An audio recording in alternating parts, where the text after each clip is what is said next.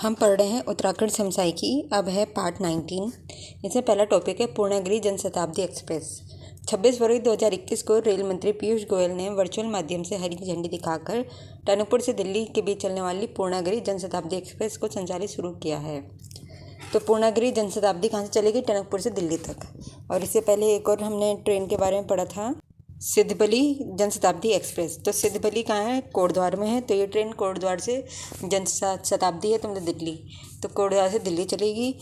और दूसरी क्या है? पूर्णागिरि जनशताब्दी एक्सप्रेस। ये कहाँ से चल रही है? पूर्णागिरि टनकपुर में, टनकपुर से नई दिल्ली से दिल्ली। अब है वीरता पुरस्कार। 25 फरवरी 2021 को जारी सूचना के अनुसार भारतीय बाल कल्याण परिषद द्वारा बालपन में अदम्य साहस का परिचय देने के कारण रामनगर के सनी कश्यप और पिथौरागढ़ के मोहित चंद्र उप्रेती को राष्ट्रीय बाल वीरता पुरस्कार हेतु चयनित किया गया है। तो दो लोग कौन है चयनित किए गए हैं? शनि कश्यप और मोहन चंद्र उप्रेती, इन्हें बाल वीरता पुरस्कार मिला है। तो यह जो वीरता पुरस्कार है यह 2021 के लिए है, जिसमें दो हैं, सनी कश्यप, मोहन चंद्र उप्रेती। और 2022 में जो है एक को मिला था, शिवम रावत को, और वो बायोइन्फॉर्मेटिक्स की फील्ड में था, मस्टर्ड प्लांट में उन्होंने कुछ ढूंढा था। 18 साल के थे शिवम रावत। और 2023 में उत्तराखंड से किसी को नहीं मिला है वीरता पुरस्कार। तो वीरता पुरस्कार की बात करें तो 2022 में मिला है शनि रावत को, 2021 में दो लोगों को मिला है, सनी कश्यप और मोहित चंद्र उप्रेती को, और 2023 में उत्तराखंड से वीरता पुरस्कार किसी को नहीं मिला है। अब है हिमाद्री एम्पोरियम। अच्छा, इससे पहले एक और चीज़, जो वीरता पुरस्कार है ये 5 से लेकर 18 साल तक के बच्चों को मिलता है विभिन्न क्षेत्रों में अपने पराक्रम दिखाने के उससे। अब अगला है हिमाद्री एम्पोरियम।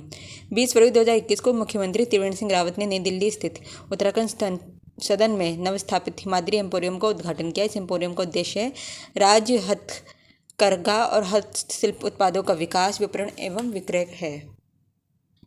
आगे है हिमाद्री एम्पोरियम किस रिलेटेड? UHHDC का जो है पार्ट है, उसका ब्रांड नेम है Uttarakhand handloom handicraft development corporation. फिर है टिहरी झील महोत्सव। 16 फरवरी 2021 को 2 दिवसीय टिहरी झील महोत्सव का आयोजन कोटी कॉलोनी में, हमने इससे पहले क्या पढ़ा था कि वहाँ पे खुला है साहसिक खेल एकेडमी, जिसे ITBP संचालित कर रही है। तो उसी कोटी कॉलोनी में जो टिहरी झील महोत्सव का आयोजन किया गया। महोत्सव का शुभारंभ करते हुए मुख्यमंत्री ने इसे राजकीय मेला घोषित किया। यह राजकीय मेला बन गया है, ऑलमोस्ट सभी मेलों को राजकीय मेला घोषित किया गया है। टिहरी और झील के तट पर एक अंतर्राष्ट्रीय वैदिक महाविद्यालय बनाने की घोषणा करी है। अभी तो वहाँ पे एक आपका जल शक्ति संग्रहालय खुला है, पर इन फ्यूचर एक अंतर्राष्ट्रीय वैदिक महाविद्यालय बनाने की भी घोषणा करी है। मुख्यमंत्री ने कहा है कि केंद्र सरकार की महत्वाकांक्षी टिहरी झील समग्र विकास योजना के तहत 1200 करोड़ रुपए की लागत से इसका विकास किया जाएगा। स्थानीय लोगों की मांग को ध्यान में रखते हुए मुख्यमंत्री ने अगले वर्ष इस महोत्सव को बसंत पंचमी में मनाने की घोषणा करी है। बसंत पंचमी मतलब अप्रैल।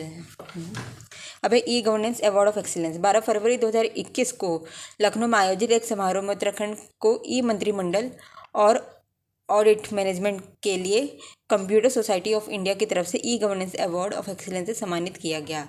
12 फरवरी 2021 को उत्तराखंड को क्या मिला है? E governance award of excellence मिला है। ई मंत्रालय और ऑडिट मैनेजमेंट के लिए, किसके लिए? ई मंत्रालय और ऑडिट मैनेजमेंट के लिए, ई मंत्रालय और ऑडिट मैनेजमेंट के लिए मिला है e governance award of excellence.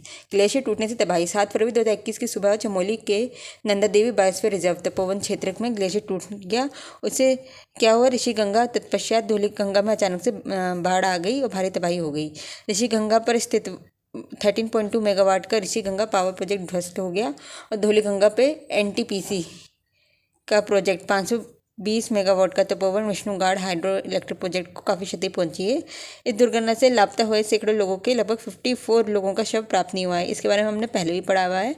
वहाँ पे NTPC के प्रोजेक्ट्स की डिटेल में डिस्कशन हो रहा था, तब मैंने बताया था आपको कि Tapovan Vishnugad hydro power project जो है के कारण जो है जोशीमठ धंस रहा है।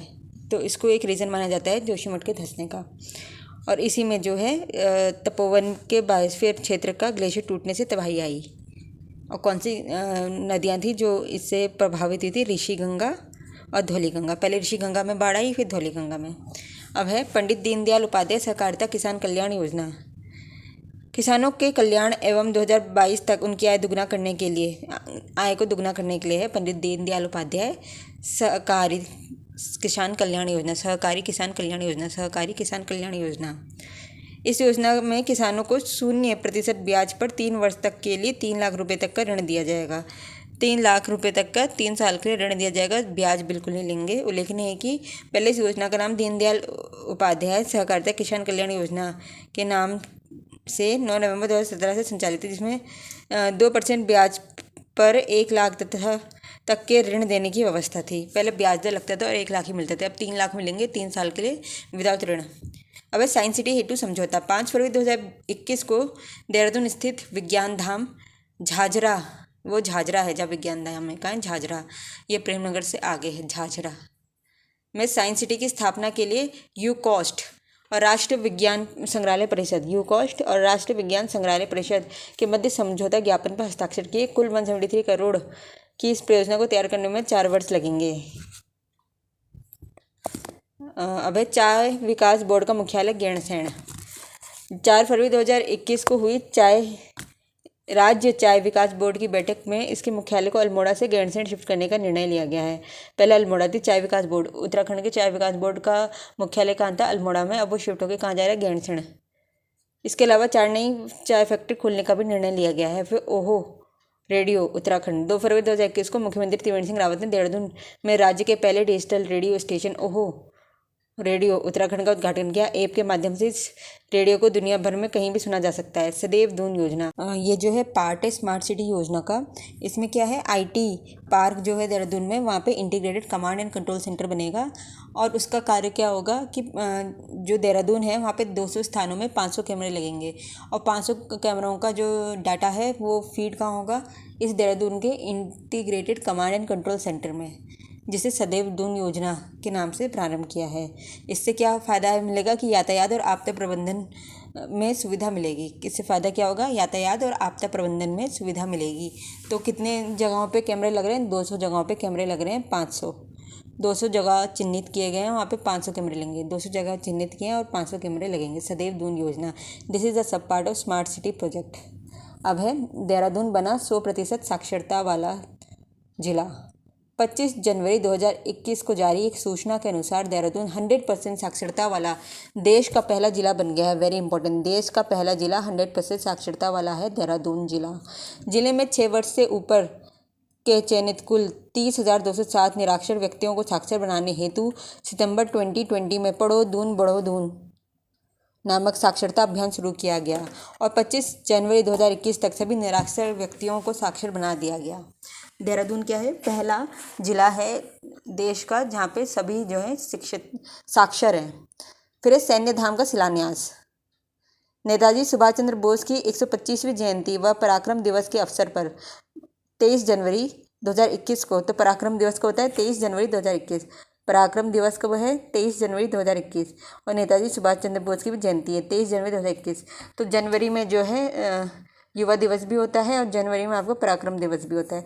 23 जनवरी 2021 को मुख्यमंत्री त्रिवेंद्र सिंह रावत ने पुरकुल गांव कैंट रोड देहरादून में सैनिकों के सम्मान में बनने वाला सैन्य धाम देवभूमि का 5वां धाम, इसमें राज्य में प्रत्येक शहीदों के घर से लाई हुई मिट्टी लाई जाएगी।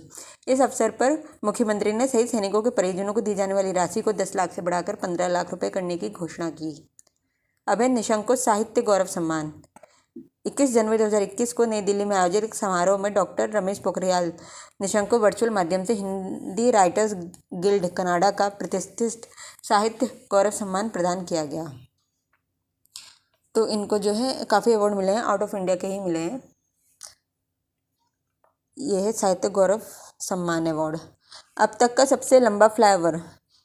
हरिद्वार ऋषिकेश देहरादून मार्ग पर निर्मित प्रदेश का सबसे लंबा फ्लाईओवर हरिपुर कलां फ्लाईओवर को 20 जनवरी को आवाजाही के लिए खोल दिया गया। इस फ्लाईओवर की लंबाई लगभग 2.7 किलोमीटर है। हरिपुर कलां फ्लाईओवर। फिर पहला डॉपलर रडार केंद्र कार्यशील। भारत मौसम विज्ञान विभाग के 146 स्थापना दिवस के अवसर पर 15 जनवरी 2021 को मुख्यमंत्री त्रिवेंद्र सिंह रावत ने प्रदेश में प्रस्तावित 3 डॉपलर रडारों में से मुक्तेश्वर नैनीताल में शीतोष्ण बागवानी में स्थापित पहले डॉपलर रडार का उद्घाटन किया। दूसरा रडार सुरकुंडा टिहरी में होगा और तीसरा लैंसडाउन पौड़ी में स्थापित किया जाएगा। डॉपलर रडार जो है मौसम के लिए होता है और जो पहला है वो स्थापित कहाँ है? मुक्तेश्वर नैनीताल में पहला है। दूसरा कहाँ है? सुरकुंडा टिहरी में। पहला है मुक्तेश्वर नैनीताल में, दूसरा है सुरकुंडा टिहरी में और तीसरा है लैंसडाउन पौड़ी में।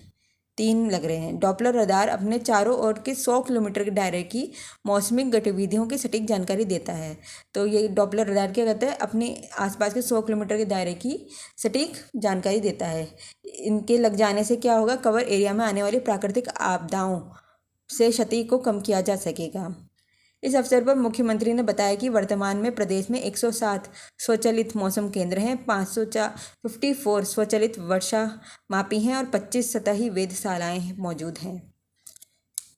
तो ये साइंस एंड टेक्नोलॉजी का हो गया कि मतलब हमारे उत्तराखंड में 107 स्वचालित मौसम केंद्र हैं, 54 स्वचालित वर्षा मापी हैं और 25 सतही वेधशालाएं हैं।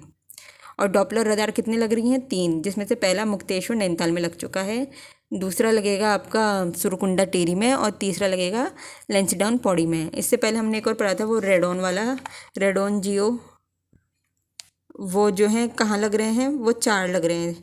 एक तो हल्द्वानी के मुक्त विश्वविद्यालय में है लगा है, दूसरा जो है आपका देहरादून में लगेगा, तीसरा कोटद्वार में लगेगा और चौथा जो है पिथौरागढ़ में लगने की बात की जा रही थी। तो इसमें हल्द्वानी, देहरादून, कोटद्वार, पिथौरागढ़, वो क्या था? रेडॉन जियो स्टेशन। इसका नाम क्या था? रेडॉन जियो स्टेशन, जो कि बार्क के द्वारा था और उसका काम था हवा, पानी, मिट्टी में रेडियोधर्मी तत्वों का आकलन करना। और ये क्या था? डॉपलर किसके लिए होता है? मौसम के लिए। तो मौसम की सटीक जानकारी के लिए डॉपलर लगाए जाते हैं, डॉपलर रडार। तो पहला डॉपलर रडार लगा है मुक्तेश्वर नैनीताल में और उसके बाद और भी लगने हैं, 3 लगने हैं टोटल। तो एक मुक्तेश्वर नैनीताल में लगा है, दूसरा सुरकुंडा टिहरी में और तीसरा लैंसडाउन में।